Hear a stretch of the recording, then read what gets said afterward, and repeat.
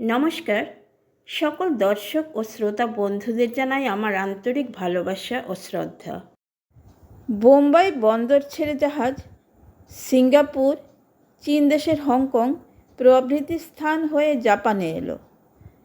Japan থেকে প্রশান্ত মহাসাগর পাড়ি দিয়ে কানাডার ভাঙ্কুভার বন্দরে জাহাজ পৌঁছালো।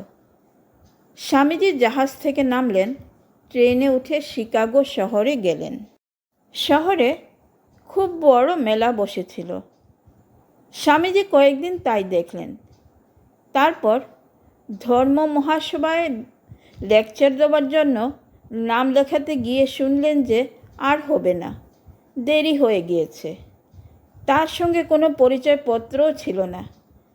এদিকে সভা বসতে তখনও 2 মাস দেরি। সঙ্গে যা টাকা আছে তাতে ততদিন ও দেশে থাকা যাবে না। সব দিক দিয়ে স্বামীজি বিপদে পড়লেন। যে জন্য এত দূর থেকে আসা তা বুঝি আর হলো না। একদিন তো খুব বিপদ। মাঝখানে কিছুদিন তিনি শিকাগো শহরের বাইরে গিয়েছিলেন। সেখান থেকে যেদিন ফিরলেন সেদিন রাত্রে কোথাও থাকার জায়গা পেলেন না। স্টেশনে একটা কাঠের খালি প্যাকিং বাস্কের মধ্যে ঢুকে রাত কাটাতে হলো। খুব শীত। ভগবানের কৃপায় কোনো রকমে বেঁচে গেলেন। এত কষ্ট, এত বিপদ, তবু তারই ভেতর স্বামীজি সব সময় ভারতের গরিবদের কথা ভেবেছেন। ওই সময় ভারতে একজন শিষ্যের কাছে তিনি চিঠিতে লিখেছিলেন, আমি এখানে শীতে বা না খেতে পেয়ে মরেও যেতে পারি, তবু যাদের জন্য এখানে এসেছি তাদের কথা তোমরা যেন ভুলো না। ভারতের 30 কোটি লোকের দুর্দশা দূর করার ভার রইল তোমাদের উপর। পরদিন সকালে কাঠের বাস্ক থেকে বেরিয়ে স্বামীজি ধর্ম মহাসভার অফিস খুঁজতে বেরোলেন। সেখানে গেলে সভায় যোগ দেওয়ার ব্যবস্থা যাতে হয় তার জন্য অধ্যাপক রাইট একটি চিঠি লিখে স্বামীজির হাতে দিয়েছিলেন। রাইট সাহেব স্বামীজির পাণ্ডিত্য দেখে খুব মুগ্ধ হন। তিনি এক বন্ধুকে লিখেছিলেন, আমাদের দেশের সব পণ্ডিতকে একসঙ্গে করলে যা হয়, স্বামী বিবেকানন্দ তার থেকেও বেশি পণ্ডিত।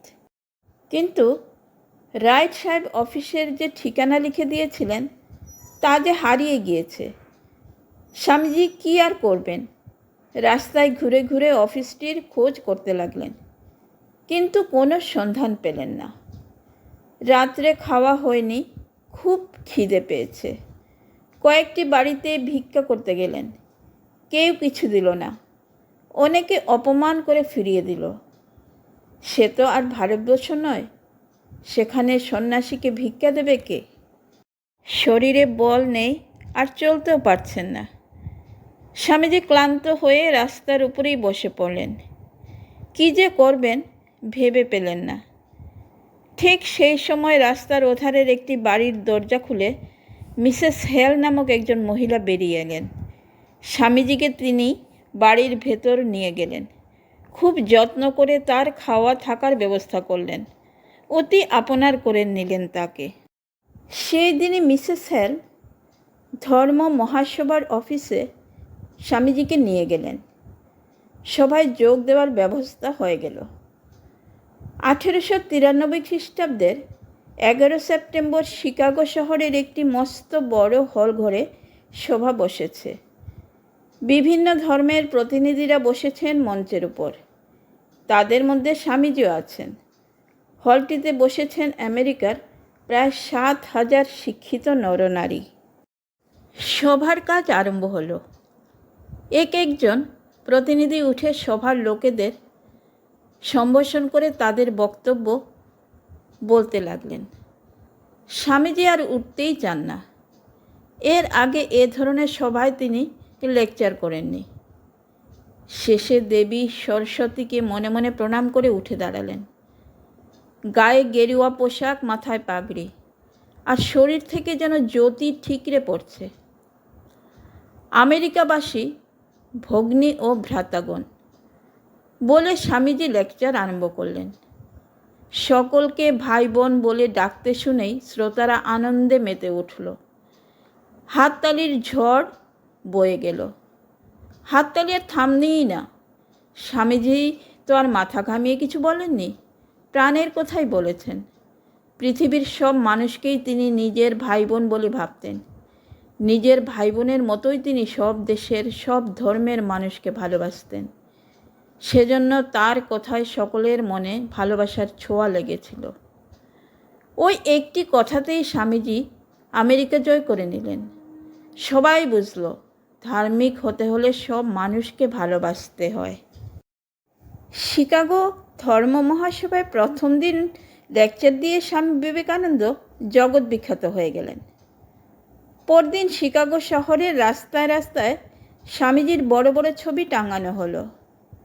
তোমরা যে ছবিটি দেখতে পাচ্ছ, এই ছবিটি। খবরের কাগজগুলি তার প্রশংসায় পঞ্চমুখ হয়ে উঠল। ভারতবর্ষকে তখন ও দেশের লোকেরা গ্রাহ্যই করত না।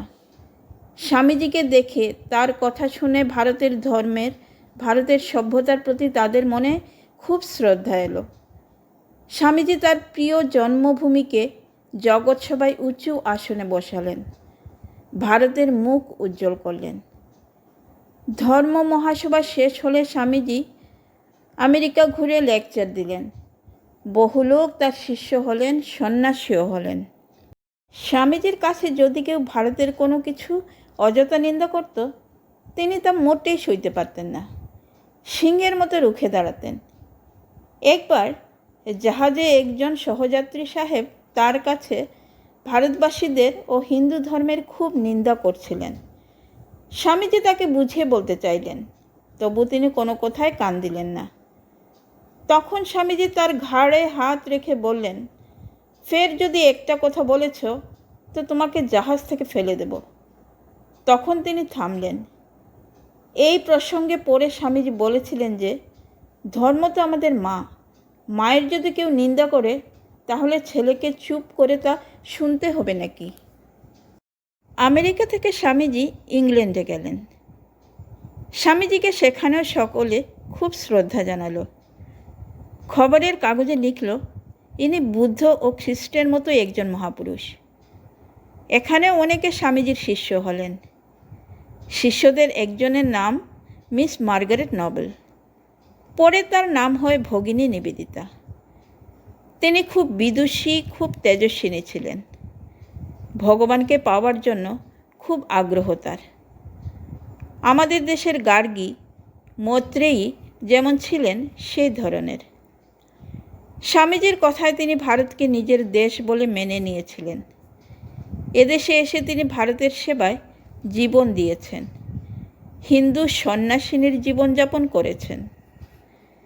ইংল্যান্ড থেকে স্বামীজি আবার আমেরিকা যান, তারপর ভারতে ফিরে আসেন।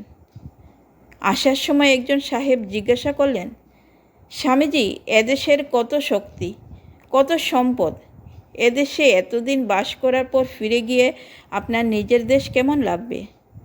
স্বামীজি বললেন, আমার কাছে এখন ভারতের ধূলিকণা পর্যন্ত পবিত্র। ভারত এখন আমার কাছে তীর্থ। ভারতের শক্তি সম্পদ কম থাকতে পারে, কিন্তু ভারতে যুগে যুগে দেবতার মতো মানুষ জন্মেছে যে। স্বামীজি খাঁটি মানুষকে দেশের অন্য সব সম্পদের থেকে বড় বলে জানতেন। 1897 খ্রিস্টাব্দের 15 জানুয়ারি স্বামীজি সিংহলের কলম্বো জাহাজঘাটে নামলেন। দেশের মুখ উজ্জ্বল করে এই বীর সন্ন্যাসী বহুদিন পর স্বদেশে ফিরলেন। সেদিন জাহাজঘাটে কী ভিড়! আজকে এই পর্যন্তই বন্ধুরা। আগামী পর্বে আপনাদের সাথে আবার দেখা হচ্ছে। ভিডিওটি দেখার ও পাশে থাকার জন্য আপনাদের জানাই অসংখ্য ধন্যবাদ।